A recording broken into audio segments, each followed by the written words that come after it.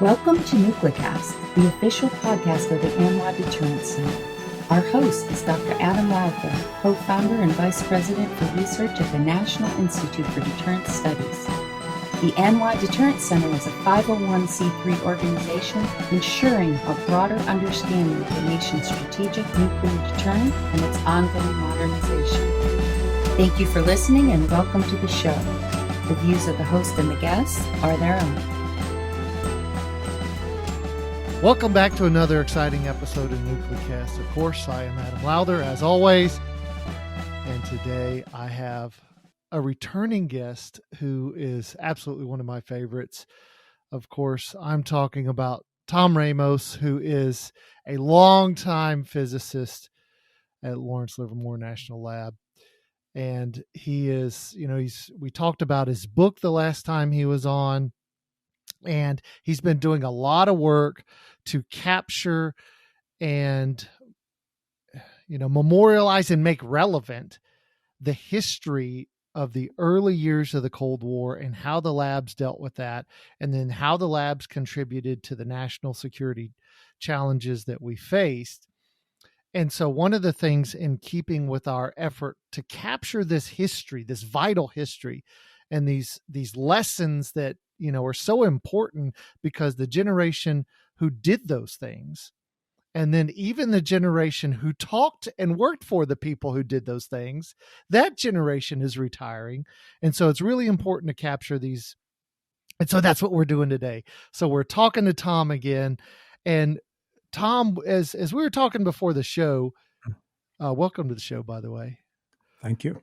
And as we were talking before, we were talking about, and you were saying, the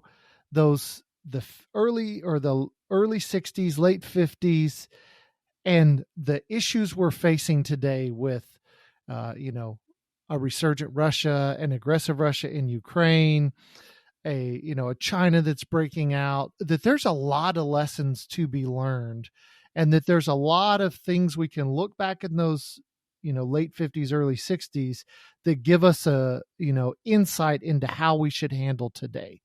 So tell me about that. Walk me through, the relevance, the ties, and what we should be what did we do, and how is it relevant to today? Okay, Adam.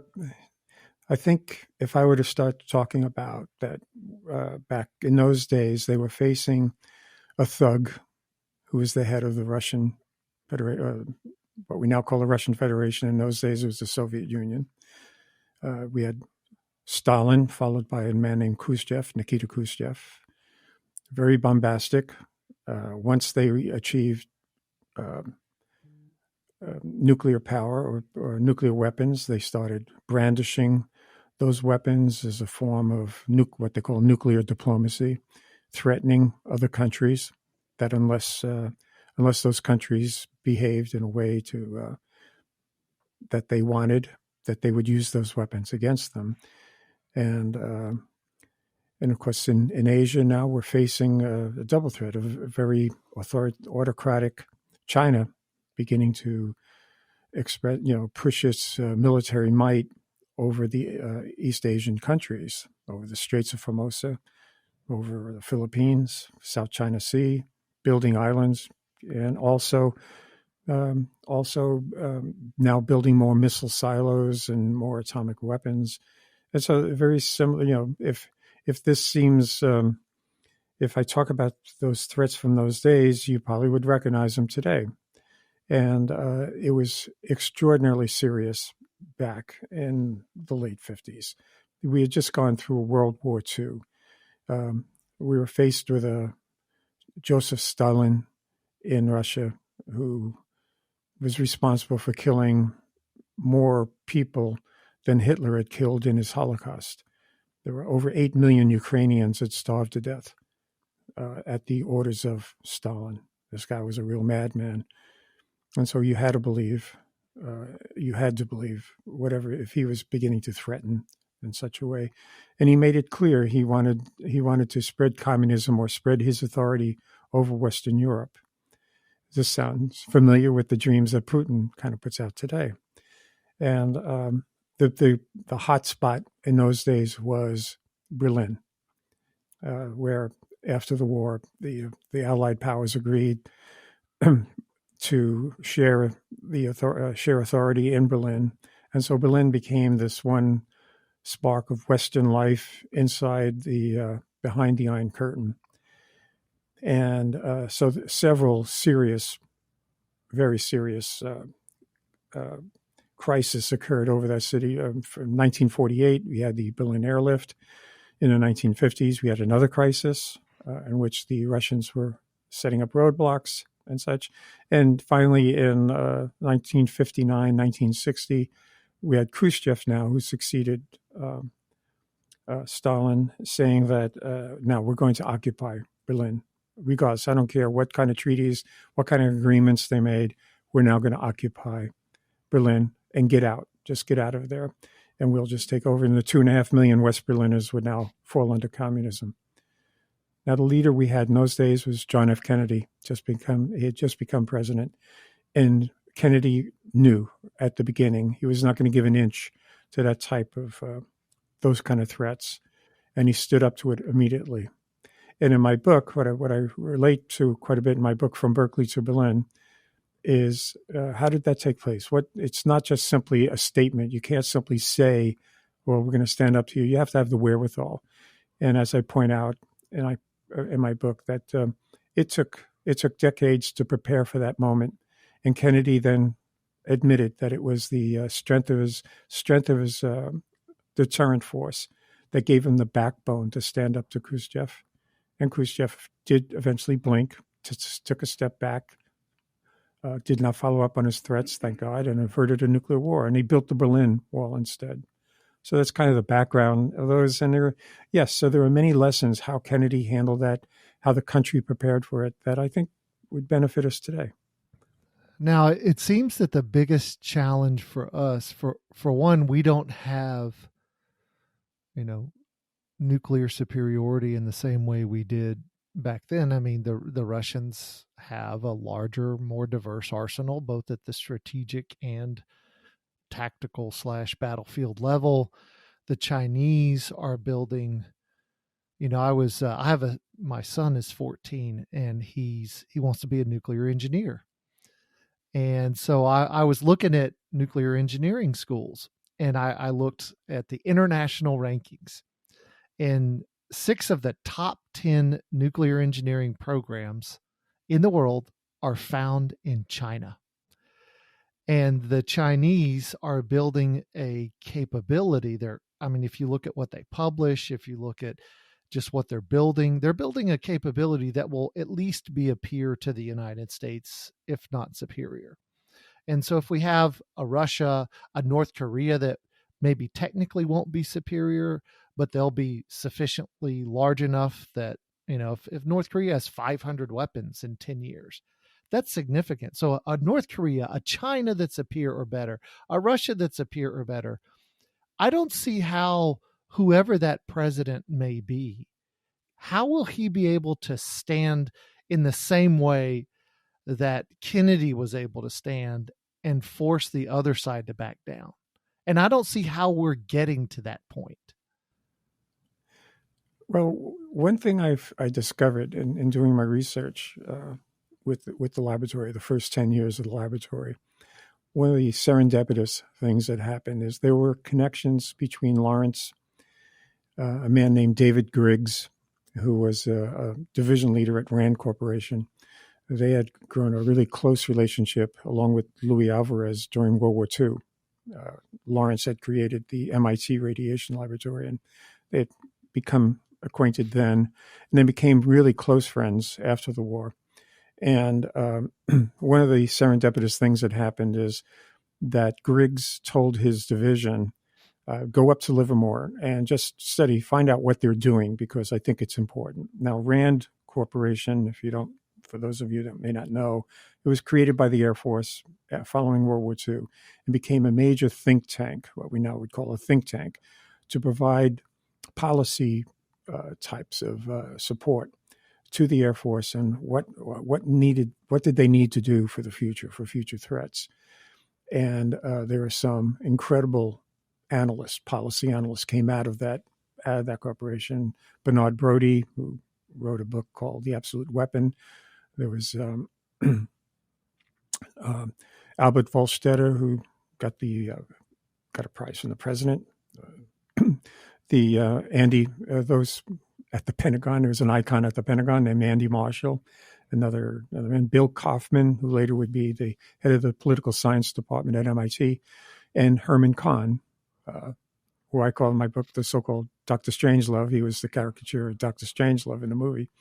These were all individuals that worked at Livermore. They came from Rand Corporation, and they worked hand in hand with the technicians or the physicists and the engineers at the laboratory, and guiding them that if what they were doing was to serve a purpose, then they needed to have these physical characteristics. And I go through that, of course, in my book. The important thing, though, is what we were able to do then is bring some significant intellectual power in terms of policy analysts, really hard, smart thinking individuals, saying what would it take to deter a highly aggressive Soviet Union from starting a nuclear war in the world. And they came up with a plan. Livermore happened to be one of those institutions that closely worked with that to make that plan a reality, and it worked. And in fact, that's what I bring up in my book, and the first great crisis that Kennedy had to go through.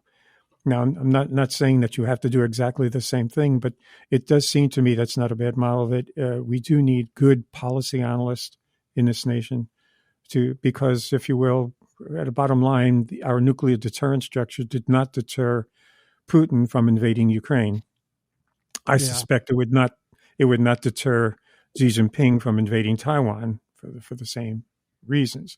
So clearly, we need to rethink and revitalize what we mean by a strategic deterrence of the United States to deter. Now, in these days, it's a bit more complicated. It's a multipolar world, not a bipolar world. And so we have to be more clever, think it through harder. But what will it take to deter two aggressive autocrats from seeking their political goals by military means, and just to stop that from happening in the first place? And then have the technical wherewithal to follow through on that. So would you say, if you were to, we have a tendency to divide the way we think about this. We have the weapons labs and, the design labs, the manufacturing component of NNSA, DOE, and then we have the military, and then we sort of have I don't know if you want to call it the chattering classes, but, you have the analysts and think tanks and the RAND and, everybody else. So as you look at sort of each of those and you compare, historically, where are each of those compared to their sort of this historical place and time where we made the Soviets blink? Are we ahead? Are we behind? Do we have the right people? Do we have the right capability? Where are we? Well, I think we have very talented people in the United States, and who've put out some really thoughtful, good ideas. I could, off the top of my head, I could talk about policy analysts but they're there, who have the right ideas and what to do, and they're thinking straight. And in the military, especially now, on the organization like United States Strategic Command, dedicated strictly towards strategic deterrence.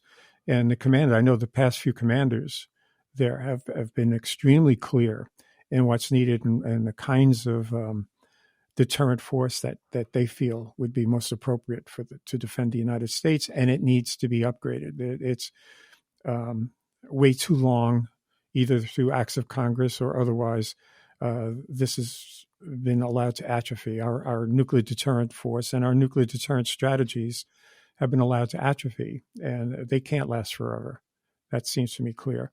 And so the military seems to be good, and the laboratories are still there. They're still very bright.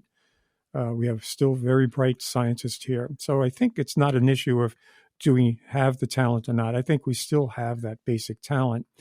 maybe might be good is if it was integrated as well as we had seen it back in the 1950s, if you will, where everyone seemed to have a common goal in mind. And the same thing existed in those days with the military. And in those days, it was a little more complicated. In the military, you had the Air Force with SAC, you had the Navy with the submarines, the Army kind of with its own tactical nuclear weapons that it was promulgating. In this sense, our military seems to be a little better integrated, a little better focused towards this. I'm not so sure if we're as well put together in terms of connecting the policy analysis, those strategic thinkers, along with the physicist who could provide the technology. I mean, that seemed to me to be so special back in the 50s. And how we do that's a good challenge. What we can do, but I think we can figure it out. I think we can come up with good plans. We just need to act on it.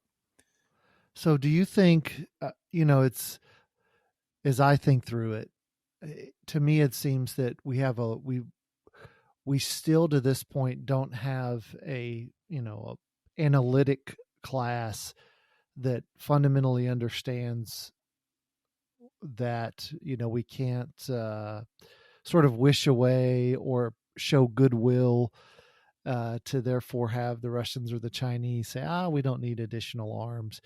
We're still, in my book, our analytic class is overly optimistic about what it will take to effectively deter and defeat Russia, China, North Korea.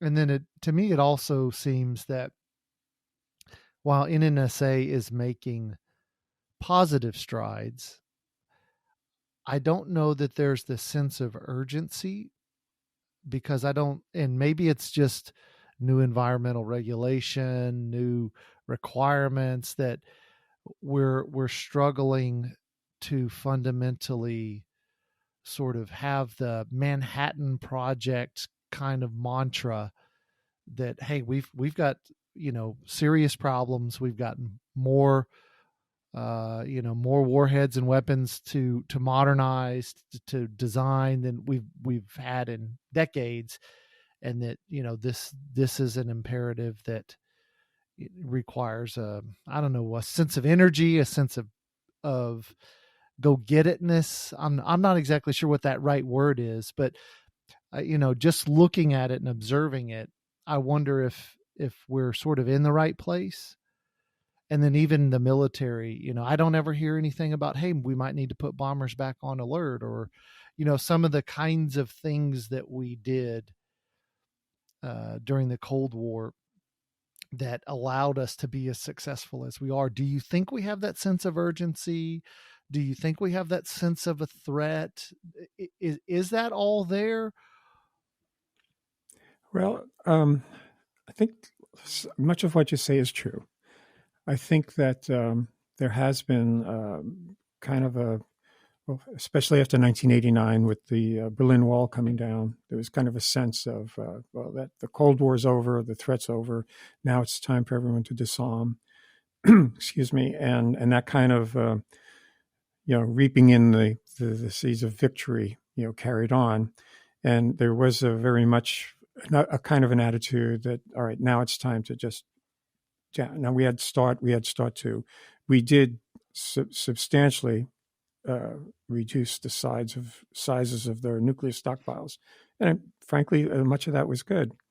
But I think personally, some of that may have been overdone, a little bit of overconfidence in that. Now, there's been some wake up. I mean, I was heartened a bit when Congress reasserted more support to Ukraine, for example, to provide military support back to Ukraine, and the recognition that we have a real threat.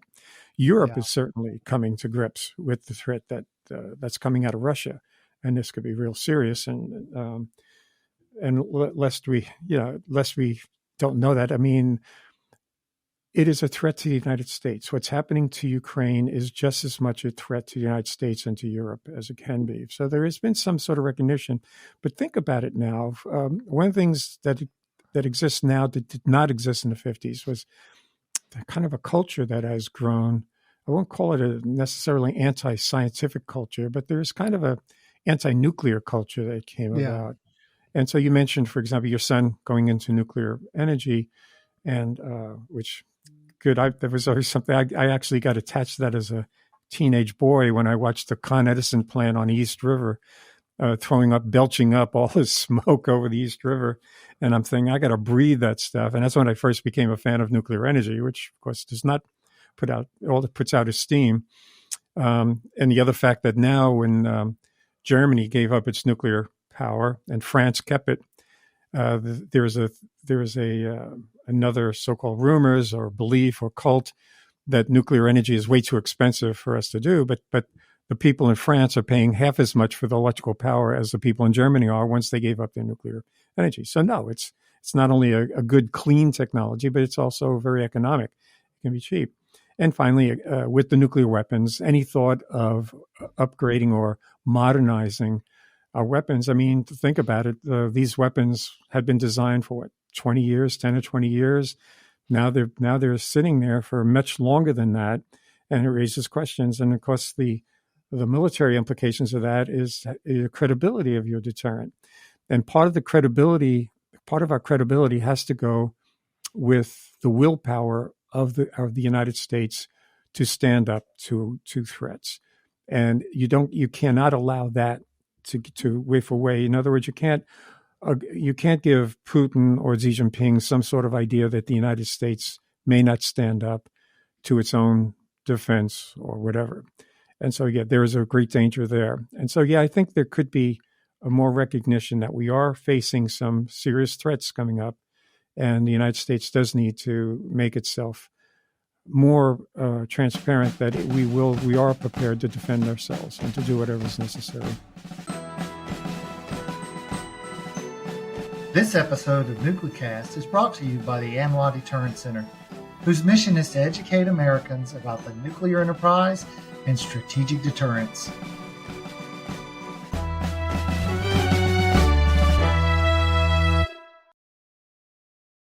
So if you're thinking back to this late 50s, 60s period, and you were to offer advice as a sage graybeard to, the current leadership in the to the leadership of the labs, to DOD, I mean, you've been around a long time. You've seen things ebb and flow. And so if you're taking those lessons from that period and offering to the present leadership, what do you say? What do you suggest? I suggest we we listen. There are some that what I've been reading. There have been out of organizations like ANWR and others. There have been some extremely prescient and wise counsel coming out, suggesting how we have to maintain a preparedness that we have had in the past, and that cannot be given up. And so what I would suggest is, some attention just be given to it. It just, in the Army, we had an old saying, the organization does well those things the boss wants, and the boss needs to want this, and things will follow, if you will. Things will follow. So that just take some attention to that. I know we have lots of problems. We have immigration issues. We have climate change. We have all sorts of issues coming up, and they're all serious. But we also have our basic defense of our own country, because we are beginning to face challenges which we have not seen in decades coming up. And we need to face that as just as serious a reaction. Cannot wait for this to get to a crisis stage before we start reacting. It'll save a lot of effort if we avoid that. Yeah, that's a fair point. Now, before we end the show, of course, I always want to, and you're good at this, I want to bring out Bob the Genie. And as I rub my magic lamp and, Bob begins his granting of 3 wishes. Of course, as you know, you can't wish for money or youth or 3 more wishes or anything else, but you can wish for anything related to the topics we've been discussing. So with that in mind, okay, sorry, go for it. Wish number 1. Well, I'm thinking all as one. Really, I'm thinking of this all as one. I think first a recognition that we are facing some very serious threats coming this way for the free world that we have not seen for maybe half a century. And this is, to me, these are very serious threats that are emerging. And so the first wish is that we do take this seriously. The people that we elect to our government do recognize this and take it as important. And then the second part of that, or second and third, if you can let me get away with two before instead you of go to three. second and third wish, let me ask you: do you think that American success and prosperity over the last 70 years, since the end of World War II, have sort of acculturated us to being this really optimistic, sort of, in some ways, naive people who don't perceive the threat for what it is? And I think of our perception of how China was going to have a peaceful rise. They were going to develop a capitalist economy, and then they were going to democratize, and then they were going to be just like us, because everybody wants to be rich and have lots of stuff. And so I wonder if that prosperity over the last 70 years has so fundamentally shaped the American psyche that that historical period in the 50s and 60s, where you had guys like Kennedy who had fought World War II, who had seen the face of evil, who knew what it was like. We don't have those people anymore. And is that something we can overcome? And I just, because I think back to the lessons from, that early period in which we're here to sort of talk about and draw lessons from. And I think of the difference in sort of mindset, perhaps, is the best way to think of it. Am I wrong in that, or am I somewhat right? Somewhat right. I think, but historically, we've had a history of being Pollyannish in our foreign policies. And because we had the isolationists in the 1930s, there was not prosperity, right? In the height of the Great Depression, there was a significant isolationist movement within the government, which prevented us from more aggressively getting ourselves attached to anti-Axis powers. And so it seems to be part of the American psyche that if you just act nicely, everyone else will, then others will respond similarly. William Borden wrote that book. I mentioned in my book. William Borden had written that the United States constantly falls into this thing of never being prepared for the wars that we enter. So I'm afraid that seems to be part of our psyche. I think we have a long history of that, and this seems to be more of the same. Now, thank God, in the past we pulled up. Now, it took a Pearl Harbor to pull us out of that and get us engaged in World War II, and we paid the price that way. And you would think one of the lessons I think we learned in the early years of the Cold War is not to allow another Pearl Harbor to occur, that we need to be prepared. But in that sense, I think you're right that years and years of prosperity or relative peace in the world, this is following Vietnam, something like Sure. Vietnam, has brought about a kind of a false sense of security that, and for a while, Russia was going to be another cooperative country working within Europe and that kind of stuff. And it didn't turn out to be. And we didn't allow ourselves to be prepared for that. And so that's a lesson we seem to learn and relearn and relearn. And so I don't know if it's strict. It's not. I don't think it's strictly a 21st century disease. It seems to be something that's been with us for a long time, and we do need to wake up. Okay, so wish number 2. Well, that was that we need to wake up. Okay.